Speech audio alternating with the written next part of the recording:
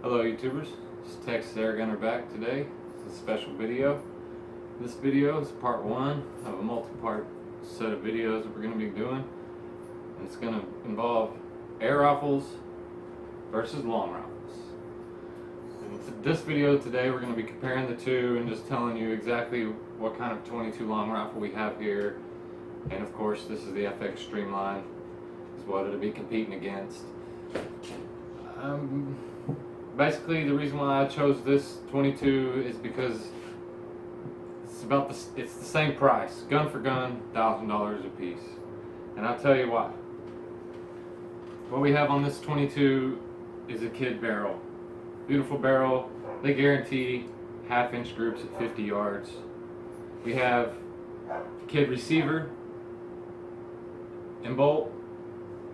We have a Volquartsen trigger, which is the slide fire trigger. It's set around 1.5 pounds. The Hogue overmold stock. Basically, the only thing stock on this gun is the 1022 receiver. This is basically a custom 1022 Ruger, but the only thing stock on it is the receiver itself. It has a Nikon scope. It is the 22 rimfire scope. It is 4-12 zoom. And the gun shoots good. I've shot it before. It's a friend's gun. And it's great. In front of us we have 6 different types of ammo. We're not going to cheat. We're going to choose which one's the best for the gun to compare it to the FX. So that's right. We are going to shoot these. Talk about the size. I mean, you can see the 22 is a little smaller, but the weight is identical. They're both just over 6 pounds with no scope. Of course, this is semi-automatic kid action. This is the FX slide action on this one. We got the smooth twist barrel, and you have the kid barrel. Other comparisons, 22s versus air rifles is, man, you have to clean a 22 a lot. They're dirty guns. Ammo is just dirty.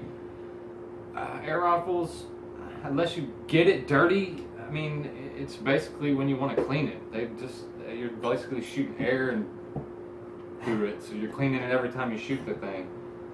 Another thing I wanted to compare on these is silencers. Comes with the gun for $1,000. In order to order a silencer for this requires paperwork, a lot of time. You have to buy the silencer, mail off $200, and like I said, it's around 9 months to a year just to get a silencer in the mail for a 22 that barely silences it. You have to shoot subsonic ammo out of it just to get it as quiet as probably this gun is with no silencer at all. So that's another reason that's cool about air rifles. I mean, there's no ATF, NFA, whatever you want to call it, all those regulations that people think they're going to go out and do something crazy, so they want to put laws and restrictions on everything. I mean, you don't have that with air rifles, and that's cool. I mean, I like that. In Texas, you can't hunt game with rimfire, and probably a lot of other states, and you can't hunt game with air rifles, but you can hunt everything else, farming, hogs, pests, everything. So you can hunt the same with either one. So that's what's cool. The comparison on that is the same too. And the only other comparison I would say is what you need to get started. 22 is a little simpler. You need a gun, scope, ammo, you go. Air rifle, a PCP, you're just going to need the gun, a scope, and a source of air and pellets. So the only difference is your source of air. But once you get that initial charge out of the way, that's maybe more expensive right off the line, it's way cheaper on down the line. Pellets, $17, you get 350 of them, as opposed to $5 up to $10 or more for only 50. Accuracy, we're going to show you on part 2. And that's what I'm going to talk about right now. We're going to do a 50-yard group target test for each rifle. And that's after we distinguish which one shoots the best. We're going to change muzzle brakes out, see if that makes a difference. Same with this, shoot it without the silencer. Not trying to, I guess, give any advantages either way. Same with the scopes. This only zooms to 12. We're going to set my scope to 12. Make sure they're the same. And then we're going to do a 20, 40, 60, 80, and 100 yards shotgun shell test with each rifle. And when we're doing this comparison, we're going to get somebody that's not familiar with either one of these guns. We're going to get a proficient shooter, to do it though. But we don't want any advantages. So me or the owner of this gun are not going to do the test. It's going to be somebody that hasn't shot either one of these guns.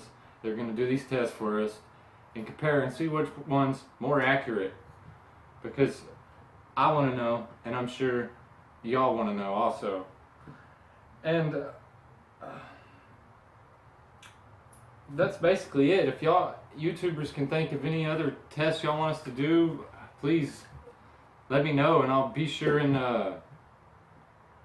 try and get those done. I mean, if you think anything I left out,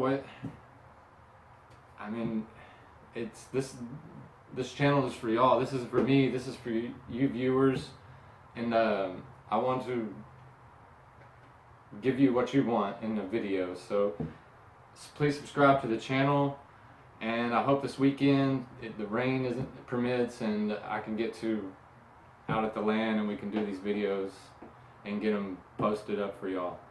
So like I said, please subscribe to the channel, and this is Texas Air Gunner. I'll see you later.